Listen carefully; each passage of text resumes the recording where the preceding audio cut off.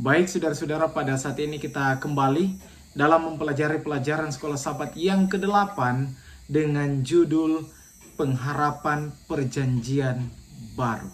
Tapi sebelumnya, mari kita tunduk kepala dan kita bersatu di dalam doa. Kita berdoa. Tuhan Allah kami yang bertakhta dalam kerajaan surga, pada saat ini kami akan mempelajari firman Tuhan Alkitab, pelajaran Sekolah Sabat. Biarlah Kuasa Roh Kudus boleh menjadi bagian kami boleh mempelajari firman Tuhan dengan sangat baik, dan kiranya ini boleh menjadi berkat, motivasi iman, kerohanian dalam kehidupan kami. Berkati kami, berkati hamba, berkati pemirsa, dalam nama Yesus, amin. Baik saudara-saudara, penulis pelajaran Sekolah Sabat pada pekan ini sepanjang ayat tema, dia ambil dalam 1 Yohanes 5 ayatnya yang ke-11 dan ayatnya yang ke-12. Firman Tuhan berkata, "Dan inilah kesaksian itu, Allah telah mengaruniakan hidup yang kekal kepada kita, dan hidup itu ada di dalam Anaknya.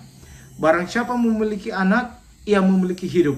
Barang siapa tidak memiliki anak, ia tidak memiliki hidup." Saudara-saudara, penulis dalam 1 Yohanes 1 merupakan Yohanes sendiri, dan ini ditulis dan dipercayai pada waktu dia sudah tua.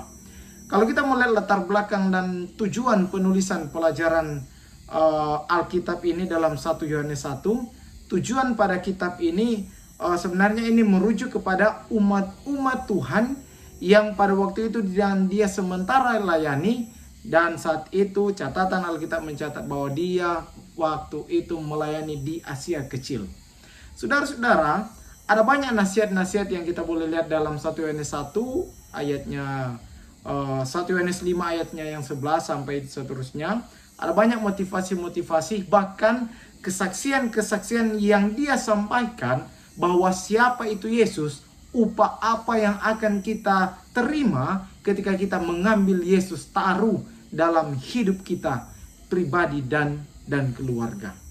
Di sini pelajaran Sekolah Sabat sini dikatakan, Allah telah mengaruniakan hidup yang kekal kepada kita, dan hidup itu ada di dalam Anaknya. Saudara-saudara, perkataan ini berkaitan dengan Yohanes 3 ayatnya yang ke-16, di mana anak Allah yang dikurniakan kepada kita agar supaya kita memperoleh hidup yang kekal. Nah, selanjutnya, barang siapa memiliki anak, ia memiliki hidup. Artinya, barang siapa yang mengambil Tuhan Yesus taruh dalam kehidupan pribadi dan keluarga, maka kita akan memiliki hidup, maka kita akan memiliki keselamatan. Dan tentunya ini berkaitan dengan iman dan kepercayaan dan tindakan kita. Barang siapa tidak memiliki anak, sebaliknya, semua berkat yang tadinya harus menjadi milik kita, semua ditarik atau tidak memiliki hidup, tidak memiliki keselamatan. Saudara-saudara, sepanjang pelajaran pekan ini, pelajaran Sekolah Sabat, berbicara tentang pengharapan perjanjian baru. Ada banyak para sarjana Alkitab atau pelajar-pelajar Alkitab, mungkin yang lain beranggapan bahwa ada perjanjian baru. Yang lama sudah hangus, yang lama sudah kadaluarsa, yang lama sudah tidak berlaku lagi. Di pelajaran Sekolah Sabat di sini, penulis pelajaran Sekolah Sabat Alberto Tim di sini dia katakan, pengharapan orang Kristen bukanlah pengharapan yang baru, tetapi lebih tepatnya terungkapnya harapan zaman dahulu telah dipelihara oleh para nabi dan bapa. Kalau kita melihat Sekolah Sabat bahasa Inggrisnya di situ di pelajaran yang ke-8 judulnya dikatakan The New Testament Hope.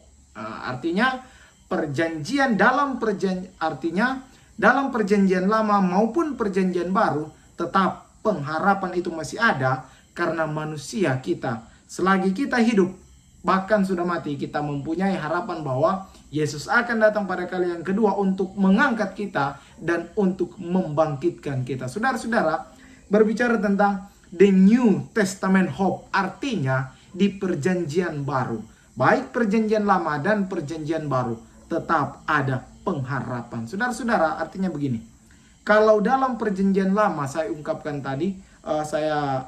sekali lagi, kalau dalam perjanjian lama ada pengharapan-pengharapan yang dipanjatkan lewat para nabi dan bapa kita, maka di perjanjian baru sampai sekarang ini pengharapan itu tetap eksis. Nah, contohnya mari kita lihat dalam pelajaran sekolah Sabat. Yang pertama, Abraham telah meramalkan pengharapan. Nah, dan bersukacita untuk melihat harinya, hari Tuhan. Itu kita boleh lihat dalam Yohanes 8 ayatnya yang ke-56. Abraham yang hidup dalam perjanjian lama ada harapan akan melihat hari Tuhan. Yang kedua, Yudas menyatakan bahwa Henokh bernubuat tentang kedatangan kedua kali. Itu dalam Yudas 14 ayat dan 15. Ada pengharapan Yesus akan datang pada kali yang kedua. Yang ketiga, kitab Ibrani pada pahlawan iman yang mengharapkan upah surgawi yang tidak akan mereka terima sampai ketika mereka menerima upah mereka. Itu dalam Ibrani 11 ayat 39 dan ayatnya yang ke-40. Pelajaran sekolah Sabat sini juga menyinggung Alberto Tim, dia mengangkat harapan perjanjian baru. Kemudian adalah pengharapan yang berpusat pada Kristus dan satu-satunya pengharapan dari makhluk fana bahwa suatu hari nanti akan menjadi makhluk yang hidup. Ada harapan di luar kehidupan ini. Saudara-saudara, berbicara tentang harapan di luar kehidupan ini. Berbicara tentang pengharapan. Banyak komentar-komentar penulis-penulis sejarah dunia yang mengekspresikan pendapat mereka tentang dunia ini. Tentang pengharapan dunia ini. Dan di sini diangkat, saya membuat ada satu kisah. Seorang mahasiswa yang sangat setia dan sangat pintar, dan pada waktu dia berbicara tentang pengharapan, dan pada waktu dia membuat tugas, diberikan tugas, dia buat tugas kuliah dengan baik, disuruh dikumpul pada hari Senin, dan pada waktu akan mengumpulkan tugasnya pada hari Senin, tidak tahu mengapa tugasnya hilang atau tugasnya pokoknya tidak ada. Pada waktu dikumpulkan dia tidak mengumpulkan tugasnya, dan pada akhirnya dia kecewa dan dia katakan bahwa saya sudah tidak ada harapan lagi untuk mengumpulkan tugas tersebut. Seorang laki-laki yang mencintai pacarnya tiba-tiba diputusin. Berhari-hari bahkan berminggu-minggu dia berusaha meyakinkan kembali atau berusaha mengembalikan perasaan yang dulu itu supaya ada kembali. Tapi toh pada akhirnya cintanya ditolak dan dia berpikir saya sudah tidak ada pengharapan. Saudara-saudara, bagaimana dengan umat Tuhan yang percaya kepada Tuhan? Ingat kalimat yang tadi saya sudah sampaikan, selagi masih hidup pengharapan tetap masih ada. Alberto Tim, pelajaran sekolah Sabat, dia katakan, kita memiliki pengharapan ini di dalam Yesus dan apa yang kematian dan kebangkitannya tawarkan kepada kita. Jika tidak, pengharapan apa yang kita miliki? Saudara-saudara, komentar Alkitab juga menyampaikan dalam 1 Korintus 15 ayat 12 sampai ayatnya yang ke-19. Di sini berbunyi bahwa umat Tuhan ada pengharapan. Ada janji yang besar bahwa setelah kematian ada pengharapan yang akan menjadi bagian kita, yaitu 1 Korintus 15 ayatnya yang ke-17. Ada pengharapan kebangkitan. Dan jika Kristus tidak dibangkitkan, maka sia-sialah kepercayaan kamu dan kamu masih hidup dalam dosamu. Kalau Kristus tidak bangkit, maka sia-sialah iman kita. Kalau Kristus tidak bangkit, maka sia-sialah pengharapan kita. Tapi puji Tuhan, dia bangkit dengan jayanya. Puji Tuhan, dia memproklamasikan bahwa kita juga akan dibangkitkan ketika menerima kematian. Puji Tuhan, Yesus Kristus, dia mengalahkan maut, naik ke sorga, dan dia akan datang kembali. Saudara-saudara, berbicara tentang aku akan datang kembali atau dia akan datang kembali. Dalam Yohanes pasalnya yang ke-14 sampai ayatnya yang kedua sampai ayatnya yang ketiga, di sini dikatakan, di rumah Bapakku banyak tempat tinggal.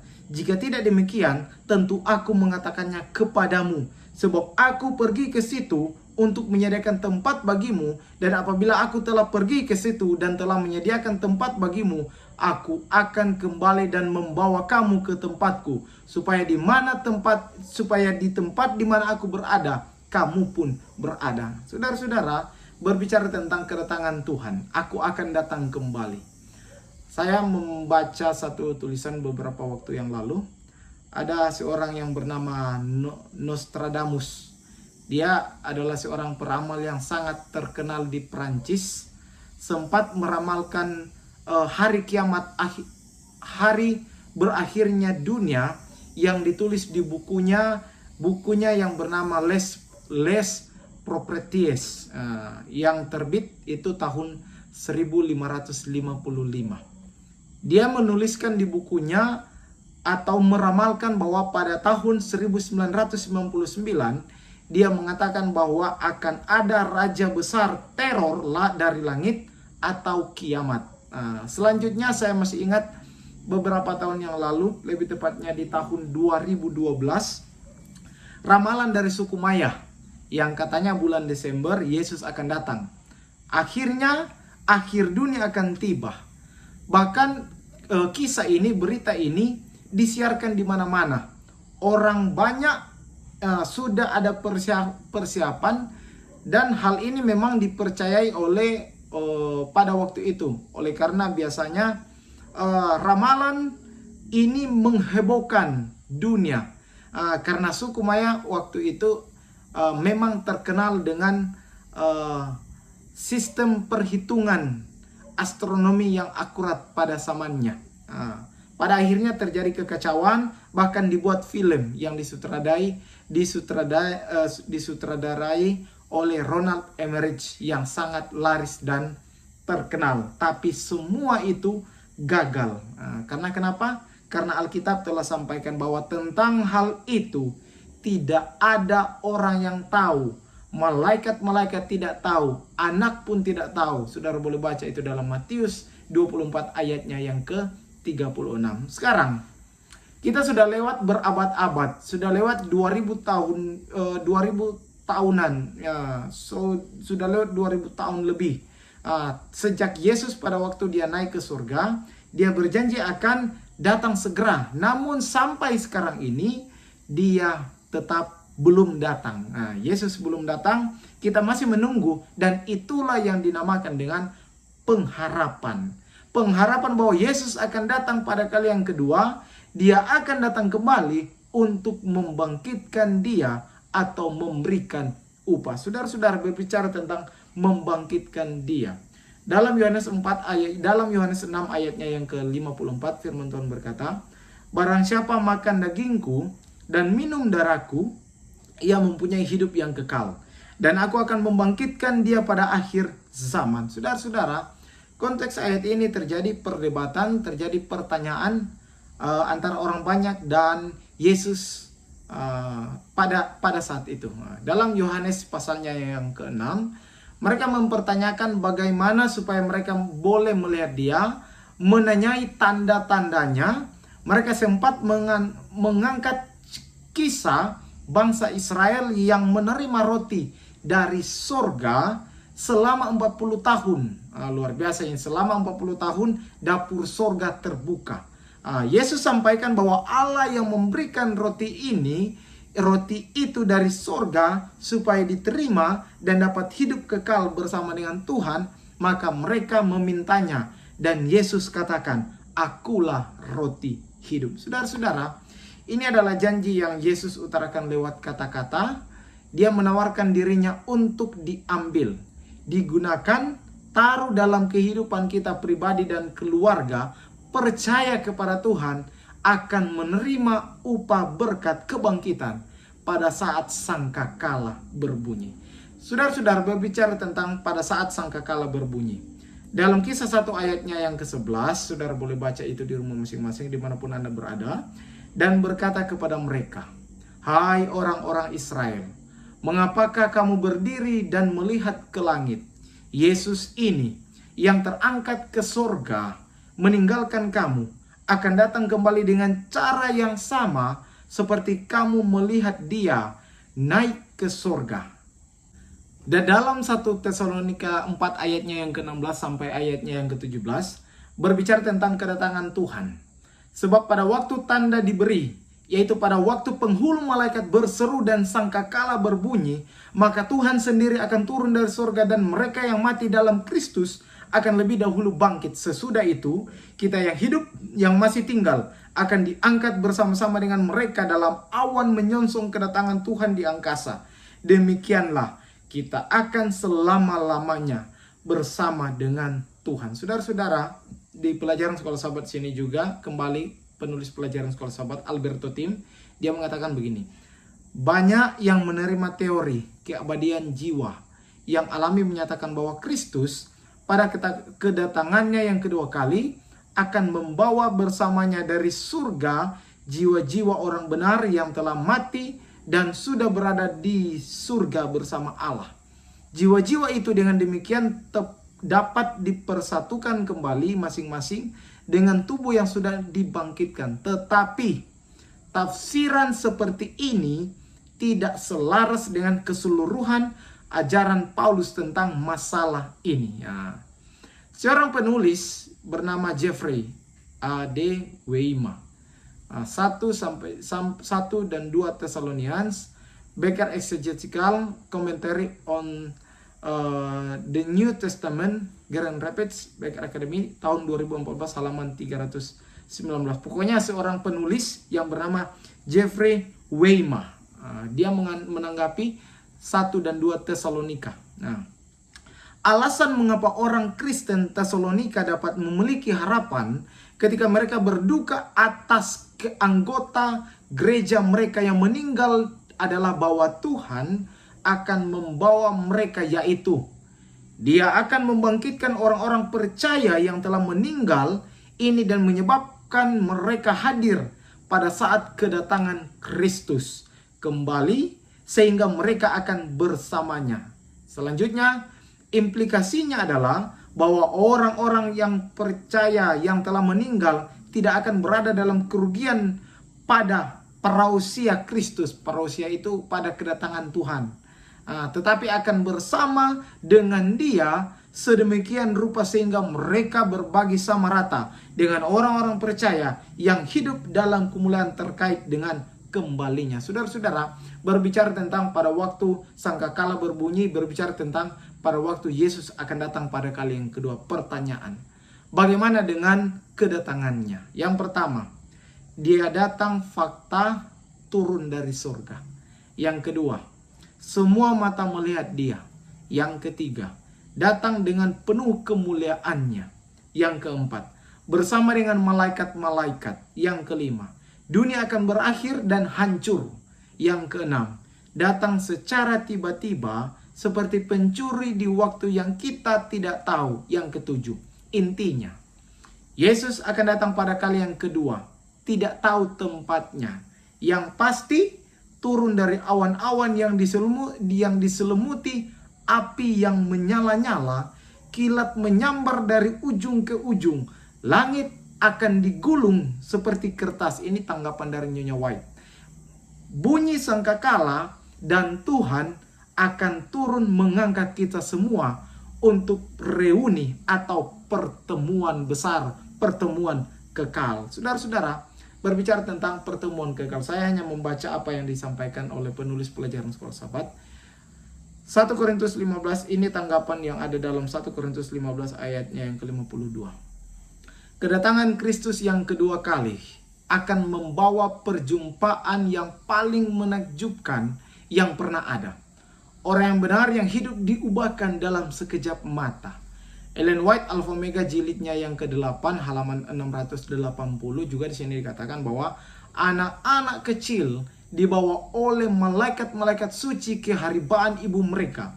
Teman-teman yang sudah lama dipisahkan oleh kematian dipersatukan, tidak pernah lagi akan terpisah, dan dengan nyanyian kesukaan naik bersama-sama ke dalam kota Allah. Saudara-saudara, inilah yang dinamakan dengan reuni atau pertemuan yang paling besar dan kekal yang sementara kita nanti-nantikan, yang sementara kita harapkan. Kesimpulan, Yesus telah mati. Dia bangkit, naik ke surga, turun membawa upah bagi mereka yang setia kepadanya. Sangkakala akan dibunyikan dan kita akan bertemu di reuni akbar yang paling luar biasa bersama dengan Tuhan dan orang-orang yang kita kasihi. Maka dari itu, tetap setia kepada Tuhan. Pastikan bahwa kita akan mengambil bagian dalam acara reuni tersebut. Memang Yesus sudah 2000 tahun lebih belum datang, tapi pasti dia akan datang. Mari kita tunduk kepala, kita berdoa. Tuhan Allah di sorga, terima kasih kami boleh mempelajari firman Tuhan, pelajaran sekolah Sabat. Biarlah ini boleh menjadi berkat dalam kehidupan kami dan bantu kami. Kalaupun ada hal-hal yang kurang melalui pelajaran sekolah Sabat ini, Tuhan biarlah kuasa Roh Kudus boleh menjadi bagian kami. Kami boleh mempelajari lebih dan kiranya ini boleh menjadi berkat dalam kehidupan kami. Kami boleh melakukan yang terbaik untuk Tuhan. Terima kasih Tuhan, dalam nama Yesus. Amin. Saudara-saudara, jika rangkuman pelajaran sekolah Sabat ini memberkati saudara-saudara, jika berkenan, saudara boleh like, comment, subscribe, boleh bagikan ini supaya ini boleh menjadi berkat bagi saudara-saudara kita. Terima kasih. Tuhan Yesus memberkati kita semua. Haleluya. Tumingkas.